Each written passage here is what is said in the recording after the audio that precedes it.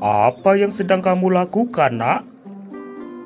Aku memperhatikan kelinci-kelinci itu, Ayah. Lucu sekali. Bulu-bulunya tebal dan gerakannya sangat lincah. Kenapa kelinci-kelinci itu bisa meloncat dan lari semacam itu ya, Yah? Kelinci itu bisa bergerak karena didukung organ-organ geraknya, Nak. Pada dasarnya, organ gerak kelinci dan hewan lainnya hampir sama dengan organ gerak manusia. Jadi, tanpa organ gerak, kita tidak bisa melakukan apapun, Ayah. Tepat sekali, anakku. Wah, aku jadi ingin tahu lebih banyak tentang organ gerak hewan dan manusia, Ayah. Bagus sekali, Nak. Ayah punya buku cerita yang bisa kau baca dan kamu pelajari. Ayo masuk ke rumah, Nak. Ayah akan tunjukkan padamu. Sekarang, coba kamu baca buku di depanmu itu, anakku. Baiklah, Ayah. Organ gerak manusia dan hewan. Salah satu ciri dari makhluk hidup adalah bergerak. Secara umum, gerak dapat diartikan berpindah tempat atau perubahan posisi sebagian atau seluruh bagian dari tubuh. Makhluk hidup akan bergerak apabila ada rangsangan yang mengenai sebagian atau seluruh bagian tubuhnya. Gerak pada manusia dan hewan menggunakan organ gerak yang tersusun dalam sistem gerak. Organ gerak berguna untuk berjalan, berlari, melompat, meloncat, memegang, menggali, memanjat, berenang, dan sebagainya. Organ gerak pada hewan dan manusia memiliki kesamaan. Alat-alat gerak yang digunakan pada manusia dan hewan ada dua macam, yaitu alat gerak pasif berupa tulang dan alat gerak aktif berupa otot. Kedua alat gerak ini akan bekerja sama dalam melakukan pergerakan. Kerjasama antara kedua alat gerak tersebut membentuk suatu sistem yang disebut sistem gerak. Tulang disebut alat gerak pasif karena tulang tidak dapat bergerak dengan sendirinya. Tanpa adanya alat gerak aktif yang mempengaruhi tulang, maka tulang-tulang pada manusia dan hewan akan diam dan tidak dapat membentuk alat pergerakan yang sesungguhnya. Walaupun merupakan alat gerak pasif, akan tetapi tulang mempunyai peranan yang besar dalam sistem gerak manusia dan hewan. Otot disebut alat gerak aktif karena otot memiliki suatu senyawa kimia yang membuatnya dapat bergerak. Pada saat otot yang menempel pada tulang bergerak, otot tersebut akan membuat tulang bergerak. Aku telah selesai membacanya, Ayah. Apakah kamu tahu, anakku, ada berapa paragraf dalam bacaan tersebut? Bacaan berjudul organ gerak manusia dan hewan terdiri atas 5 paragraf, Ayah. Tepat sekali. Masing-masing paragraf dari bacaan tersebut tersusun dari ide atau gagasan pokok ditambah dengan kalimat-kalimat pengembang.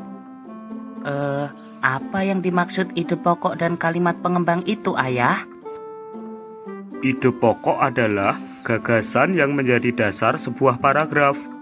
Ide pokok disajikan ke dalam bentuk kalimat utama. Kalimat utama yang memuat ide pokok ini bisa berada di awal paragraf, di tengah paragraf, atau di akhir paragraf. Coba kamu perhatikan paragraf pertama dari bacaan tersebut. Ide pokok dari paragraf pertama adalah salah satu ciri dari makhluk hidup adalah bergerak. Sedangkan kalimat pengembangnya adalah secara umum, gerak dapat diartikan berpindah tempat atau perubahan posisi sebagian atau seluruh bagian dari tubuh makhluk hidup. Aku masih belum paham, Ayah, bagaimana cara menentukan ide pokok dalam sebuah bacaan. Untuk menentukan ide pokok dari bacaan, yang pertama kamu lakukan adalah membaca kalimat dalam paragraf satu demi satu. Lalu, kamu bisa menentukan inti paragraf tersebut. Inti paragraf itulah yang disebut ide pokok atau pikiran utama. Aha, aku sudah mulai mengerti, Ayah.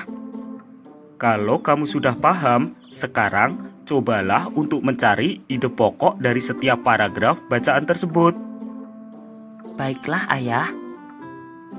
Ide pokok paragraf kedua adalah gerak pada manusia dan hewan menggunakan organ gerak yang tersusun dalam sistem gerak. Ide pokok paragraf ketiga adalah organ gerak manusia dan hewan memiliki kesamaan, yakni tulang dan otot.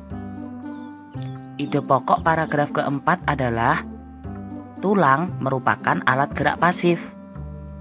Sedangkan ide pokok paragraf kelima adalah otot merupakan alat gerak aktif.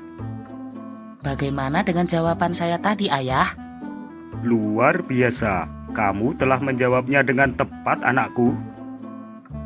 Terima kasih, Ayah. Sekarang aku tahu ide pokok adalah ide atau gagasan yang menjadi dasar atau pokok pengembangan sebuah paragraf. Sedangkan fungsi dari ide pokok ini adalah untuk menjadi dasar pengembangan sebuah paragraf. Apakah benar begitu, Ayah? Benar sekali yang kamu katakan, anakku. Sekarang, dengan adanya ide pokok, kamu juga harus bisa untuk membuat kalimat pengembangnya. Cobalah untuk membuat kalimat pengembang dari ide-ide pokok dalam buku ini, anakku. Baiklah, Ayah. Aku akan mencoba membuat kalimat-kalimat pengembangnya. Paragraf pertama. Organ gerak manusia dan hewan terdiri dari dua macam. Ada organ gerak pasif, yakni tulang. Ada juga organ gerak aktif, yakni otot. Tulang dan otot memiliki fungsi masing-masing dalam sistem gerak manusia dan hewan. Paragraf kedua. Organ gerak banyak sekali fungsinya.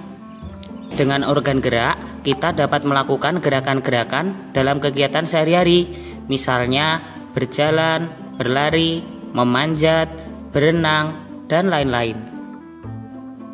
Paragraf ketiga.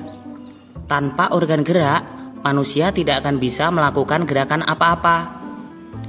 Manusia tidak akan bisa melakukan aktivitas sehari-hari. Hal tersebut dikarenakan organ gerak adalah sistem yang meneruskan perintah dari otak dalam mengendalikan gerakan-gerakan, baik gerakan spontan ataupun yang tidak spontan. Bagaimana kalimat-kalimat pengembang yang sudah saya buat, Ayah? Tepat sekali, anakku. Sekarang kamu sudah bisa menentukan ide pokok dan juga membuat kalimat-kalimat pengembang berdasarkan ide pokok tersebut. Terima kasih, Ayah. Banyak sekali pengetahuan yang saya dapat hari ini.